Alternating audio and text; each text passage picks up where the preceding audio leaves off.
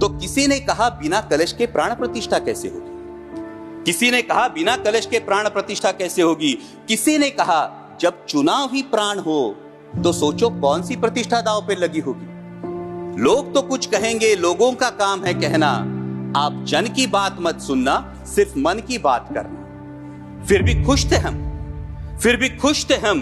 500 साल का सपना जो पूरा हो रहा था, हमारे अंदर का हिंदू भी पूरी तरह से जाग गया था। तो चल पड़े अयोध्या की ओर, राम लल्ला की दर्शन की आस लगाए। चल पड़े अयोध्या की ओर, राम लल्ला के दर्शन की आस लगाए। जो सामने नजारा देखा वो देखकर दंग रह गए। वो 3 मंजिलें, 400 खंबे, 32 सीढ़ियां, जय श्री राम का नारा लगाते हुए हम सीढ़ियां चढ़ने लगे। राम लल्ला से क्या गुहार लगाए ये सोचने लगे।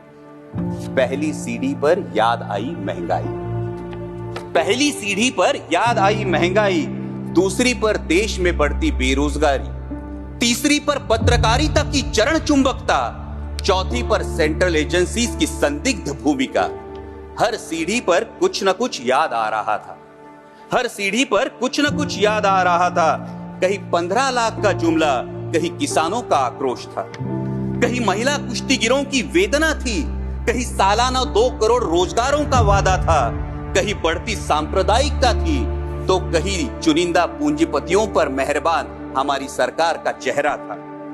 इस वास्तविकता ने झंझोड़ने के बाद भी हम अंधभक्तों की तरह चलते गए। होश तो तब संभाला जब राम लल्ला के दर्शन हुए।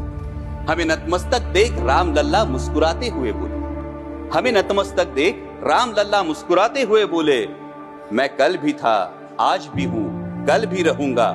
जितना इस मंदिर में हूं उतना ही तुम्हारे मन में रहूंगा। लेकिन याद रखना हमेशा, मैंने त्रेता युग में रामराज जलाया था, तुम कलयुग में जीते हो जहां संविधान ने गणराज जलाया है। धर्म समाज का किनारा जरूर है, धर्म समाज का किनारा जरूर है, लेकिन देश एक बहती धारा है। किनारे को धारा के बीच में लाया तो प्रवाह अड़ जाता है, प्रगति के पथ से हट जाता है। इसलिए धर्म का ठेकेदार नहीं, पहरेदार बनना चाहिए। इसलिए धर्म का ठेकेदार नहीं, पहरेदार बनना चाहिए।